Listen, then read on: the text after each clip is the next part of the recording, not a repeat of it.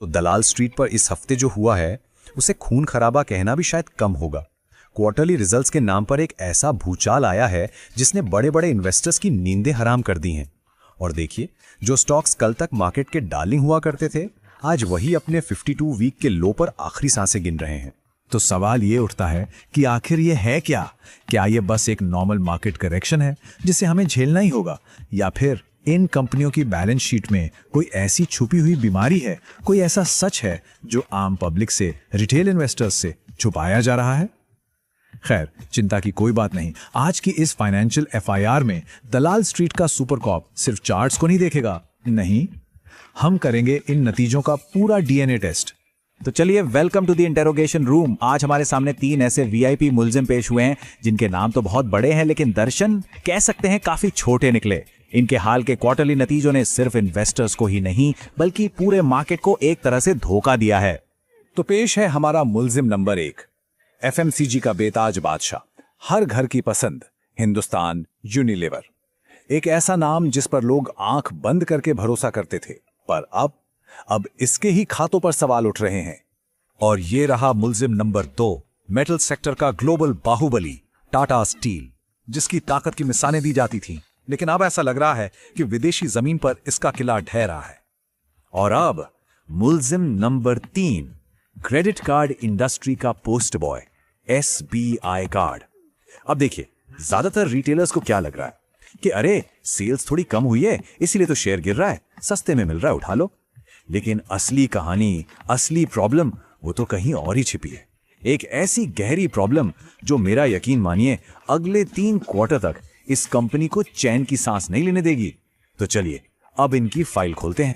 तो इन्वेस्टिगेशन की शुरुआत करते हैं अपने पहले मुल्जिम HUL से।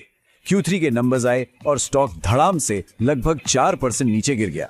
अब जरा देखते हैं कि ऐसा हुआ क्यों।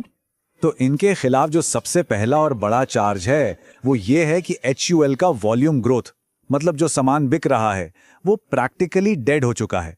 और जरा ध्यान से सुनिए, सिर्फ डेड नहीं बल्कि ये अब धीरे धीरे रिवर्स गियर में जा रहा है। जरा सबूतों की फाइल पर नजर डालिए। रूरल डिमांड यानी गांव में जो मांग है वो तेजी से सिकुड़ रही है। महंगाई ने तो आम आदमी की जेब पहले ही खाली कर दी है। अब मैनेजमेंट ने क्या किया? अपना सामान बेचने के लिए दाम कम कर दिए, मार्जिन की कुर्बानी दे दी, लेकिन फिर भी सामान उतना नहीं बिका। पर सबसे चौंकाने वाली बात वो बैलेंस शीट के एक छोटे से फुटनोट में छुपी थी, और वो है रॉयल्टी फीस। HUL अपनी पेरेंट कंपनी को ज्यादा रॉयल्टी दे रहा है जबकि उसका खुद का मुनाफा बुरी तरह से निचोड़ा जा रहा है। इसको ना एक आसान से उदाहरण से समझते हैं। मान लीजिए आपके मोहल्ले की सबसे बड़ी किराना दुकान है जिसकी रोज की सेल थी 10,000। अब दुकान वाले ने हर सामान पर डिस्काउंट दे दिया, लेकिन सेल बढ़ने की जगह घटकर 8,000 रह गई। दुकान का किराया उतना ही है, बिजली का बिल भी उतना ही है, तो प्रॉफिट का क्या होगा? 0। HUL के मार्जिन्स के साथ ग्राउंड पर असलियत में यही हो रहा है। अच्छा, इससे पहले कि हम अपने दूसरे मुल्जिम की तरफ बढ़ें, एक बार मार्केट के मैक्रो रडार को चेक करना बहुत जरूरी है। देखिए, इस खून खराबे के बीच भी कुछ सेक्टर्स ऐसे हैं जहां बड़े खिलाड़ी यानी स्मार्ट मनी चुपचाप घुस रहा है और कुछ सेक्टर से वो निकल रहा है। तो पैसा जा कहां रहा है? स्मार्ट मनी जा रहा है पावर और रिन्यूएबल्स में, जहां डिमांड एकदम पीक पर है, और ऑटो एंसिलरी में, खासकर वो कंपनियां जिनका EV पर फोकस है। और पैसा निकल कहां से रहा है? स्पेशलिटी केमिकल्स, जहां चाइना की डंपिंग ने पूरी इंडस्ट्री की कमर तोड़ दी है, और अनसिक्योर्ड लेंडर्स, जहां RBI का डंडा चला है और डिफॉल्ट्स बढ़ते जा रहे हैं। और देखिए, यही पॉइंट हमें सीधे हमारे अगले मुल्जिम तक ले जाता है। तो अब बात करते हैं मुल्जिम नंबर 2, टाटा स्टील की। इनके खिलाफ सीधा और साफ चार्ज ये है कि इनका यूरोपियन बिजनेस इस वक्त इनकी पूरी बैलेंस शीट के लिए एक कैश बर्नर बन चुका है, एक ऐसी आग जो पूरे बही खाते का गला घोट रही है। सबूत देखें। पहला, यूके में अपनी पुरानी भट्टियां बंद करने का जो खर्चा है वो उम्मीद से कहीं ज्यादा आ रहा है। दूसरा, चीन से जो सस्ता स्टील आ रहा है वो यूरोप के मार्केट में बाढ़ की तरह घुस गया है। इस दोहरी मार ने कंपनी के मुनाफे को पूरी तरह से क्रश कर दिया है। हालत यह है कि भारत में तो बिजनेस चमक रहा है, लेकिन यूरोप का घाटा सारा मुनाफा निकल जा रहा है। ये बिल्कुल एक जॉइंट फैमिली जैसा मामला है। सोचिए, जहां एक बेटा कर्जे में डूब गया हो और उसकी सारी EMI बाकी 3 कामयाब भाइयों को अपनी जेब से भरनी पड़ रही हो। इस कहानी में इंडिया का बिजनेस वो 3 भाई हैं और यूरोप वो अकेला बेटा। लेकिन इस हफ्ते का सबसे बड़ा झटका वो दिया है मुल्जिम नंबर 3, SBI कार्ड ने। इनके खिलाफ चार्ज ये है कि इनके एनपीए यानी कि नॉन परफॉर्मिंग एसेट्स खतरनाक तरीके से बढ़ रहे हैं और इनका कॉस्ट ऑफ फंड्स इनकी गर्दन दबा रहा है। सबूतों की फाइल देखिए। आरबीआई के नए नियमों ने बिना गारंटी वाले लोन पर लगाम कस दी है, जिससे अब नया लोन देना महंगा हो गया है। उधर महंगाई की मार झेल रहे आम लोग अपनी ईएमआई नहीं चुका पा रहे हैं। नतीजा क्या हुआ? पैसा आ नहीं रहा और जो पैसा बाहर से उठाना पड़ रहा है वो महंगा हो गया है। कंपनी का पूरा कैश साइकिल जबरदस्त दबाव में है। सोच कर देखिए, आपने 10 दोस्तों को पैसे उधार दिए, उनमें से 2 ने आपका फोन उठाना ही बंद कर दिया, और जब आप खुद बैंक गए और उधार लेने तो बैंक ने इंटरेस्ट रेट बढ़ा दिया। बस आपका तो कैश साइकिल पूरी तरह से ब्लॉक हो गया ना। एसबीआई कार्ड ठीक इस वक्त इसी प्रेशर कुकर के अंदर है। तो ये तो साफ है कि फंडामेंटली इन तीनों की फाइल बहुत कमजोर है, पर सवाल यह है कि क्या इनमें से कोई बाउंस बैक कर सकता है? इसका जवाब हमें चार्ट से मिलेगा, क्योंकि कहते हैं ना, भाव भगवान छे। तो चलिए अब करते हैं इनका टेक्निकल पोस्टमार्टम। सबसे पहले HUL का चार्ट।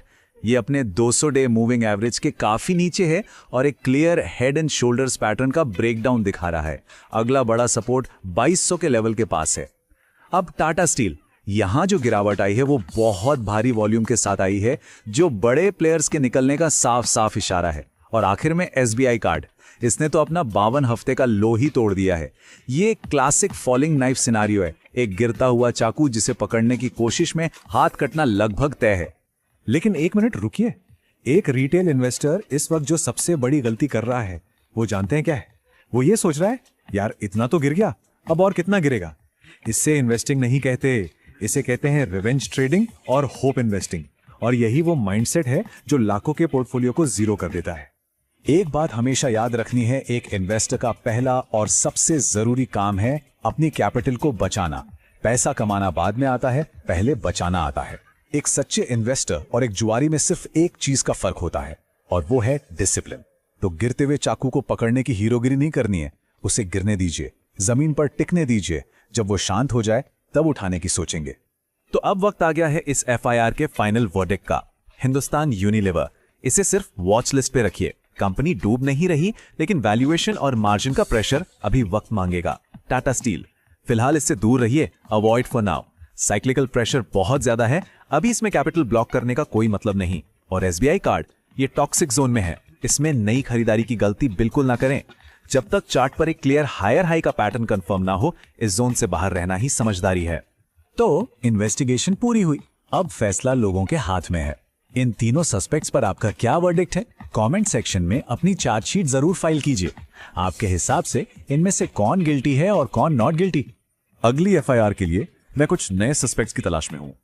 तो अगर कोई ऐसा ट्रेंडिंग स्टॉक है जो आपको लगता है कि रिटेलर्स को फंसा रहा है, तो उसका नाम नीचे लिखना मत भूलिएगा।